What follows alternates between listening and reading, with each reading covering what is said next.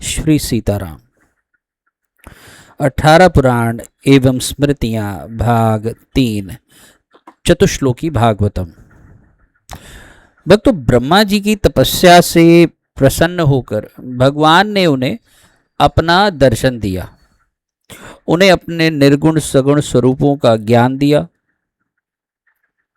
सृष्टि रचने की सामर्थ्य दी और सृष्टि करते हुए भी संसार में लिप्त ना हो, इसके लिए उन्होंने चतुश्लोकी का उपदेश दिया। भगवान कहते हैं कि अनुभव, प्रेमा भक्ति और साधनों से युक्त अत्यंत गोपनीय अपने स्वरूप का ज्ञान मैं तुम्हें कहता हूं, तुम उसे सुनकर ग्रहण करो।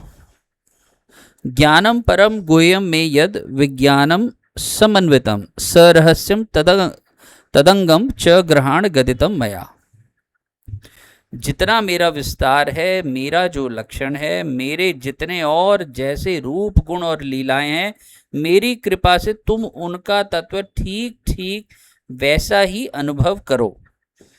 यावान हम यथा भावो यद रूप गुण कर्मकः तथैव तत्व विज्ञानमस्तु ते मदनुग्रहात्। सृष्टि के पूर्व में केवल मैं ही मैं था। अहम एवा समेवाग्रे नान्यद यत सद सत परम। मेरे अतिरिक्त ना तो स्थूल था और ना सूक्ष्म था और ना ही इन दोनों का कारण अज्ञान था। जहाँ ये सृष्टि नहीं है वहाँ मैं ही हूँ, मैं हूँ, और इस सृष्टि के रूप में जो कुछ प्रतीत हो रहा है वह भी मैं ही हूँ, और जो कुछ बच रहेगा वह भी मैं ही हूँ। पश्चादहम यदेतच्च यो अवशिष्येत सो अस्म्यहम् रते अर्थम यत् प्रतीयेत न प्रतीयेत च आत्मनि तद्विद्यादात्मनो मायाम यथा भासो यथा तमः। वास्तव में ना होने पर भी जो कुछ अनिर्वचनीय वस्तु मेरे अतिरिक्त मुझ परमात्मा में दो चंद्रमाओं की तरह मिथ्या ही प्रतीत हो रही है, अथवा विद्यमान होने पर भी आकाश मंडल के नक्षत्रों में राहु की भांति जो मेरी प्रतीति नहीं होती, इसे मेरी माया समझना चाहिए। यथा महांति भूतानि भूतेषु च वचेष्वनु प्रविष्टानि तथा तेषु न तेष्वहम्। एतावदेव जिज्ञासं तत्त्वजिज्ञासुनात्मनः अन्वय व्यतिरेकाभ्याम यत् स्यात् सर्वत्र सर्वदा।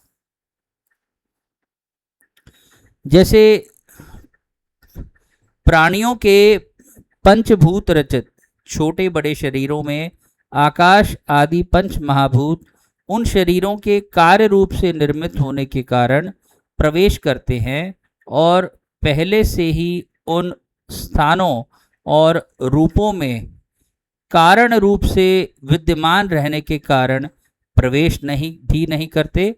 वैसे ही उन प्राणियों के शरीर दृष्टि से मैं उन आत्मा के रूप में प्रवेश किए हुए हूँ, और आत्मदृष्टि से अपने अतिरिक्त और कोई वस्तु ना होने के कारण उनमें प्रविष्ट नहीं भी हूँ।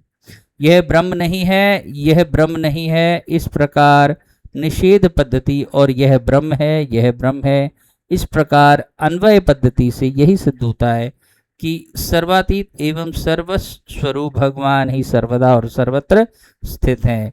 वे ही वास्तविक तत्व हैं। जो आत्मा और परमात्मा का तत्व जानना चाहते हैं, उन्हें केवल इतना ही जानने की आवश्यकता है। भक्तों, भक्तमाल में चतुश्लोकी को लेकर के इतना ही दिया गया अभी, और इस भाग में आपको कुछ मनन करने लायक, समझने लायक क्या आपके जीवन में विचार उतारने लायक कोई आपको बात समझ आए, आप ज़रूर हमें कमेंट्स करिए कमेंट सेक्शन में।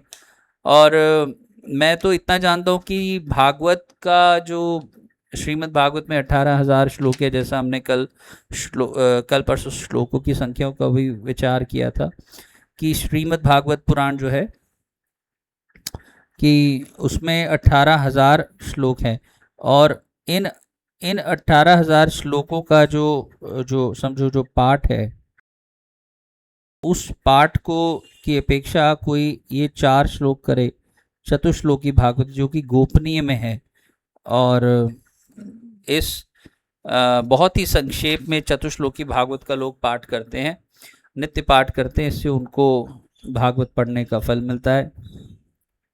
और इसके साथ मैं वाणी को विश्राम दूंगा। अगले भाग में हम 18 स्मृतियां और उनके रचयिता आचार्यों की चर्चा करेंगे।